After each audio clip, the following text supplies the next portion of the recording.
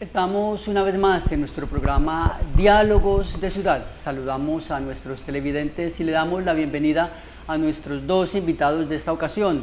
Contamos con la presencia de dos profesores que han presentado en el curso de la semana una publicación relacionada con el trabajo investigativo desde la universidad, en este caso pensando en un escenario latinoamericano, y se ha hecho un trabajo de manera conjunta con una universidad de México y un conjunto de universidades colombianas.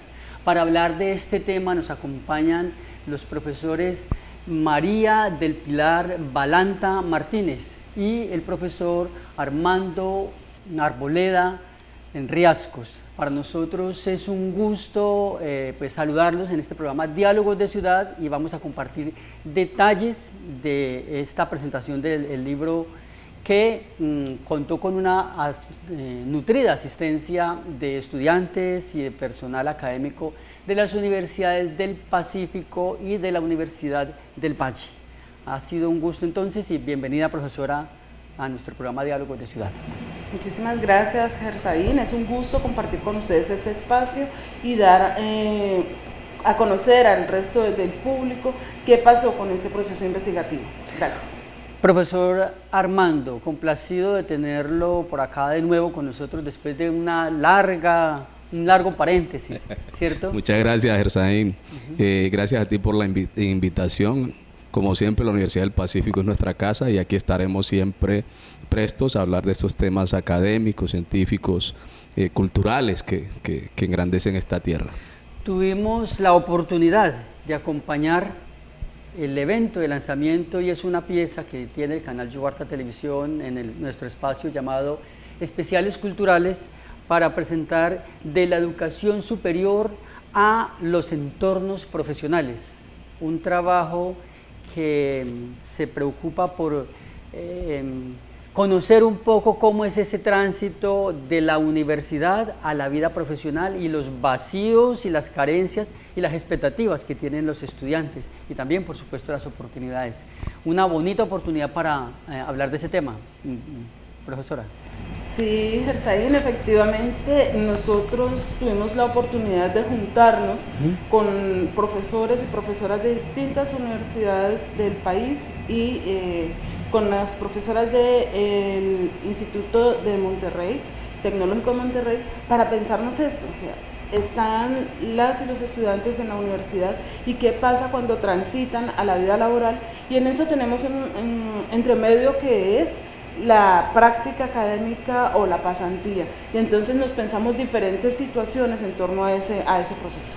Bien, vamos a contarles a nuestros televidentes que la profesora María del Pilar es la directora del Centro de Estudios Pedagógicos Avanzados, CEPA, en la Universidad del Pacífico, que el profesor Armando pues, ejerce desde hace muchísimos años en la Universidad del Valle, pero ambos hicieron su trabajo investigativo en su momento siendo funcionarios de la Universidad del Valle. Reitero, hoy la profesora María del Pilar es funcionaria de la Universidad del Pacífico, de modo que pues el trabajo tiene mucho de las dos instituciones, porque ambos también han ejercido como directores de este Centro de Estudios Pedagógicos Avanzados de la Universidad del Pacífico. Así que estamos en casa, Armando. Sí, Gersaín, nosotros no nos escindimos, siempre somos como somos y cargamos a cuesta con la representatividad que se tiene. En ese contexto de esa investigación, nosotros no solo representábamos a la Universidad del Valle o la Universidad del Pacífico, nosotros representábamos a los hombres y mujeres del Pacífico colombiano, del Cauca colombiano, y lo que tratamos de poner allí en juego, digamos, es las concepciones las formas de vivir y las formas de pensar desde la ciencia de hombres y mujeres, pues que estamos en estos territorios. Nosotros de alguna manera éramos una representación junto con el profesor Mauricio Payán Meneses, una representación allá. Pero siempre tenemos a las dos universidades en nuestra cabeza. Sí. Como es una costumbre ya muy marcada, se hacen trabajos investigativos y publicaciones de manera conjunta. Acá ustedes nos cuentan, son 12 universidades colombianas y una mexicana que participan de esta labor, y desde la localidad pues, de Buenaventura está representada la ciudad y las universidades de la ciudad con este trabajo centrado en la experiencia de la Universidad del Valle, ¿cierto? Hablemos un poco y entremos en materia con ese aspecto, profesora. Gracias. Sí, pues la Universidad del Valle Seccional Pacífico, tenemos aquí en Buenaventura, participó de este proceso, como le mencionamos hace un rato, como una apuesta por hablar, conversar, cuestionarse sobre lo que pasa en las prácticas académicas, en las pasantías, y específicamente nos pensamos el tema de la práctica de la lectura y la escritura, ¿sí? Entonces, ahí nos resultó un reto muy interesante, porque el tema de lectura y escritura no solamente es un asunto de la Universidad del Valle, sede Pacífico, sino que resulta un cuestionamiento importante para docentes universitarios, e incluso un referente, ¿no, Armando? De decir, no, es que los estudiantes no saben leer o no saben escribir. Y ahí empezamos a generar unas nuevas miradas desde la perspectiva de docentes, de estudiantes y de los profesionales de campo, las personas que acompañan a los estudiantes respecto a las prácticas, y eso hace parte del ejercicio que nosotros presentamos en nuestro capítulo 8, que fue en el que trabajamos. Ese es el tema central, es un tema muy vigente, pero también muy dinámico, porque el ejercicio de la lectura es cambiante, y si 25 años atrás se hablaba de cómo iba a cambiar la lectura, la práctica de la lectura con la aparición y la instalación de manera masiva del Internet, hoy con el tema de la inteligencia artificial hay otra ruptura, digámoslo así. Ustedes ya lo sugerían en la presentación del libro, profesor. Hablemos del caso de ustedes, que se trabaja con 6 programas de la Universidad del Valle en ese ejercicio. Sí, Gersain, tenemos que decir que esta es una investigación multicasos. Como metodología es multicaso, es una investigación de tipo cualitativo. Cuando nos referimos a multicasos es que 13 universidades hicimos lo que fue estudios de casos específicos. Entonces no solo tenemos la mirada de la Universidad del Valle y por extensión de lo que tiene que ver acá con el Pacífico, sino que nos vamos a encontrar, por ejemplo, la Pontificia Bolivariana, Universidad de la Autónoma, y entonces vamos a empezar a mirar los distintos contextos, porque además, y en esto también sería una invitación para la Universidad del Pacífico, nosotros hacemos parte de Redles. Redles es la red de lectura y escritura de la educación superior en Colombia. Entonces, Redles hace investigaciones que tienen que ver con la lectura y la escritura. Entonces, la investigación nuestra, en el marco de Redles, estuvo en la lectura y la escritura, pero sin dejar de lado ese momento que tú bien nombraste de transición hacia el campo laboral, en lo que tiene que ver con las prácticas y las pasantías. Es allí donde nosotros enclavamos el capítulo 8, y el capítulo 8 lo que hace es tomar 6 programas de la universidad y arrancar haciéndonos la pregunta, bueno, ¿cuáles son las prácticas lectradas? ¿Cuáles son los procesos de lectura y escritura que tienen que desarrollar en las prácticas y pasantías estos muchachos cuando, estando en la universidad, tienen que ir a la empresa? ¿Y cuáles son los requerimientos? ¿Cuáles son las necesidades? ¿Cuáles son los tipos de textos? ¿Cuáles son las formas de escrituras? ¿Cuáles son las formas de divulgación con los que ellos se van a encontrar? Y también nos preguntamos, Pilar, tú recuerdas, cómo estaba conectado lo que estaba enseñando en estas prácticas la universidad con el mundo laboral. Por eso esta investigación es tan fructífera y tan necesaria, no solo para nuestra universidad, porque sería un campo de reflexión para todas las universidades. Y partíamos de una base, Pilar. La base es quitar un poco el mito de que el hombre del Pacífico solo es oral. Porque esa fue, ¿recuerdas que fue de las primeras discusiones que hicimos? Bueno, nosotros ¿dónde nos enclavamos? ¿Cómo hacemos la investigación? No, se dice que el hombre del Pacífico es oral. Sí, pero hay una oralidad, pero hay un mundo académico. Entonces, bueno, ¿cómo es donde él juega allí? Y esta investigación, de alguna manera, pues trata de dar respuesta a eso. El hombre del Pacífico, del litoral pacífico colombiano. Porque Exacto. El Pacífico es muy grande, ¿cierto? Chile y Perú y Canadá también Pero son, ¿cierto? siempre el hombre que le toca el Pacífico, por el mismo contexto donde está, es bueno para la tradición oral. Ustedes profundizaron un poco dentro de las posibilidades de ayer, de esta semana, en la presentación del libro, sobre una pregunta clave, y decían, ¿para qué leer? ¿Cierto? Esas motivaciones. Y quiero contarles a nuestros televidentes que pues les ofrecía yo un piropazo académico, porque presentar una obra de investigación y tener un auditorio conformado en un alto porcentaje por estudiantes y sostenerlos 3 horas y que se llegue la hora del almuerzo y que la gente permanezca en la sala es una señal de que hay un enganche con ese auditorio. Eso ocurrió. Una de las preguntas que agarró fue esa, ¿para qué leer? ¿Cierto? Hablemos un poco de eso. Es que los profesores nos enseñan de esta manera, pero vemos que los docentes dicen, los estudiantes no quieren aprender, los estudiantes no están dispuestos a aprender. Entonces, ¿a quién le echamos la culpa? ¿A los estudiantes o a los docentes? O mejor dicho, al sistema educativo. Entonces, poniendo eso allí, yo quiero como que tener en cuenta el cambio. ¿Será que tenemos que tener un cambio de pensamiento los estudiantes o un cambio de pensamiento los docentes a la manera de enseñar o nosotros como aprender? ¿Sí?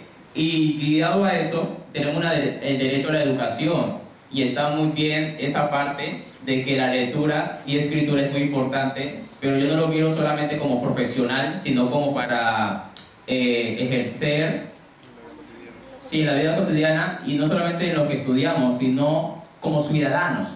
Entonces, si todos miramos como que la lectura y la escritura, no solamente como que quiero ser profesional y por eso leo, sino como que quiero ser un buen ciudadano, quiero saber cuáles son mis derechos, quiero saber qué es lo que está pasando realmente, no con lo que yo vivo, sino con lo que realmente, que algo que se llama experiencias ajenas como aprendizaje, que es lo que uno escucha como testimonio, y tomando todo eso en una sola, es decir, hay un sistema burocrático, y nosotros como estudiantes ahora, de nosotros, hablo de primer semestre, porque me ha chocado mucho, porque no estoy acostumbrado a leer tanto.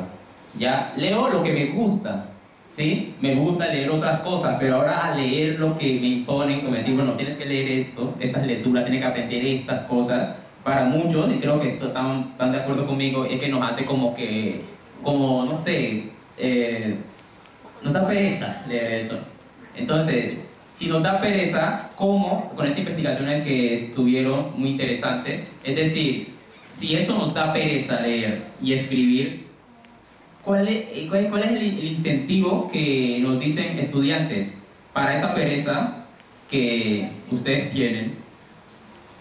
Pueden aplicarla de esta manera, no simplemente decir, lean esto y háblenme lo que leyó, sino como que llevarnos más allá. ¿Usted qué cree?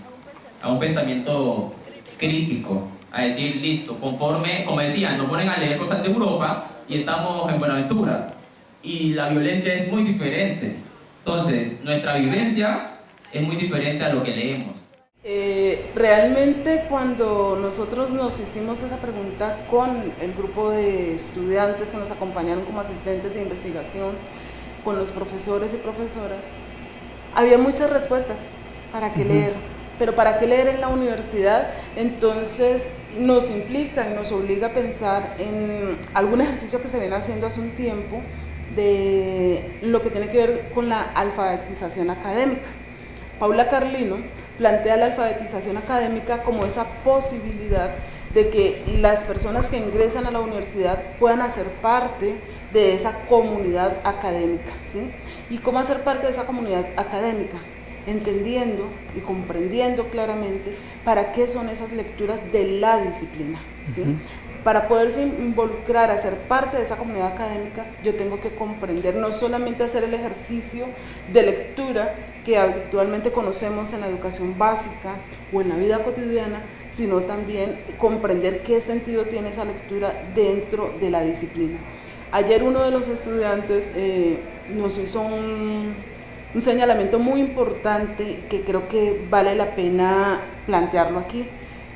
Creo que el estudiante se llama Eric, de primer semestre de trabajo social, y él decía que leer no solamente tenía que ver con la vida universitaria, sino también con el derecho a ser ciudadano y a ejercer los derechos como ciudadanos.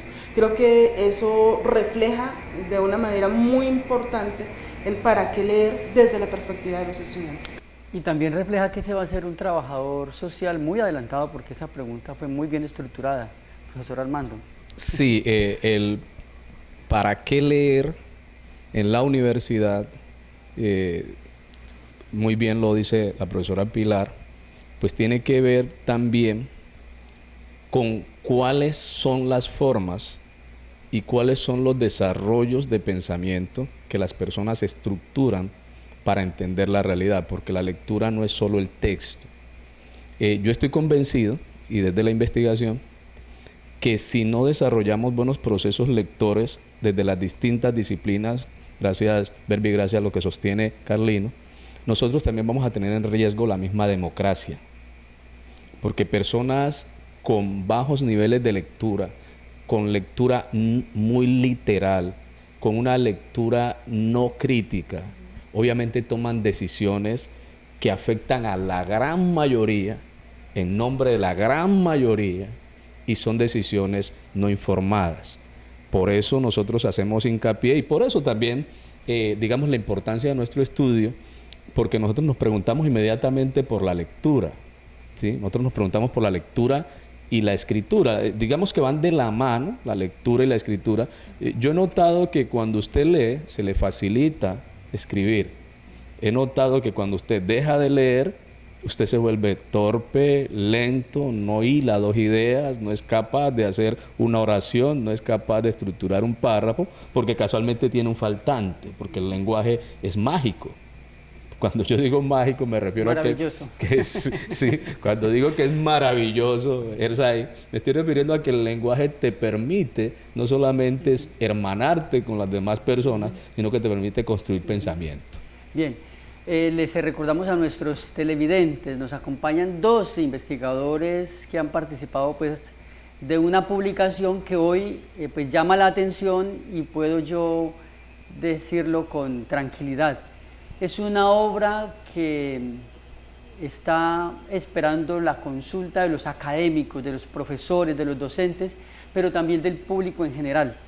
Atrae con una cantidad de temas que seguramente no alcanza a profundizar porque son muchos los que abarca, pero sí es una provocación y yo siento, profesores, que ustedes aquí, además de dejar un antecedente, también plantean un punto de partida para muchas otras cosas en que seguramente ustedes y otros investigadores van a querer continuar, ¿cierto? Por ejemplo, el tema ese cuando se presenta de que hay habilidades blandas, duras y habilidades blandas, y a los estudiantes les encantó mucho ese aspecto, porque eso conecta con la necesidad práctica de la vida. ¿Cómo, siendo buen académico, puedo conectarme con la realidad? Que puede haber una desconexión. ¿Ustedes hablaban un poco de eso? Sí, bueno, esa parte en referencia a lo de las habilidades blandas no fue parte de nuestro capítulo, pero sí fue parte de la discusión que tuvimos del debate, mejor, que tuvimos con los profesores y profesoras de otras universidades. Creo que una de esas fue la UIS, la Universidad Industrial de Santander, que hizo ese abordaje y precisamente tiene que ver con todo lo que está aconteciendo en este momento, ¿no? Muchas veces estamos cargados de conocimientos, de técnica, pero tenemos dificultades en lo relacional, en el encontrarse con el otro, en empatizar, en poder generar unos procesos que permitan construir en la cotidianidad, en el ámbito laboral y en el ámbito comunitario, relaciones que trasciendan y que permitan armonizar. ¿Sí? Entonces, en ese sentido estamos haciendo ese llamado y efectivamente ahí queda un tema para profundizar realmente. Un profesional muy técnicamente formado, pero muy sobreseguro y arrogante, por ejemplo, sería un caso de cierto, de que el tipo es muy bueno en lo académico, pero quiere pasar por encima de la gente, y ahí hay una carencia, ahí estaríamos hablando, sí, Gersaín, de un faltante. Yo llamo faltantes como... Y mira que eso es de los elementos que tiene a Colombia como estamos. Es que los que van presos generalmente por los grandes robos no es el ciudadano de a pie, es generalmente el ciudadano con muchos títulos, con mucho acartonamiento, con mucha arrogancia, que en el ejercicio pensó y en sus estudios pensó que las materias, las asignaturas que tienen que ver con lo blando, ¿cómo le llamamos ahí, María del Pilar? Con las habilidades blandas, ética, lo que tiene que ver con la empatía, la solidaridad, temas de esto, cuando les tocan, por ejemplo, en las clases, las consideran costuras, rellenos. Y entonces, claro, cuando están en la vida práctica, a tomar decisiones que implican riesgos éticos, riesgos que tienen que ver con las vulnerabilidades del sistema, pues obviamente actúan de cualquier manera porque no desarrollaron esto. También te quería decir que frente a este tema, tú lo decías, una investigación no termina cuando se cierra el último capítulo del libro, o de la publicación, del artículo, lo que sea, la ponencia. Toda investigación termina provocando para nuevos abordajes. Y Verbi, gracias a esto, la investigación en la que estamos en curso hoy, tiene que ver con el uso de la inteligencia artificial, que es un lenguaje, que son unos chatbots, pero que en el fondo también van a poner en cuestión toda nuestra arquitectura ética. Claro. Lo decía para nuestros televidentes, esto es una provocación. Y este programa seguramente también será una provocación porque quedan otras preguntas. Decíamos el ¿para qué leer? Y otra pregunta que llevaría a un libro es ¿cómo leer? ¿Cierto? Y cómo en todo el sentido de la palabra, las motivaciones también, ¿por qué leer? Y eso lo decimos porque tenemos en este momento un libro físico en nuestras manos, pero ¿cómo es la fotografía de un escenario cualquiera en una universidad del mundo hoy? ¿Cuántos profesores van por los pasillos con libros en la mano y cuántos estudiantes tienen sus libros? Todos mayoritariamente están leyendo de esta manera. Así que ahí quedaría un segundo tema para nuestros televidentes, para ustedes. Pues esto ha sido, este programa, una antesala, ¿cierto?, para que nuestros televidentes accedan al libro que está en ambas universidades, en la del Valle y en la del Pacífico.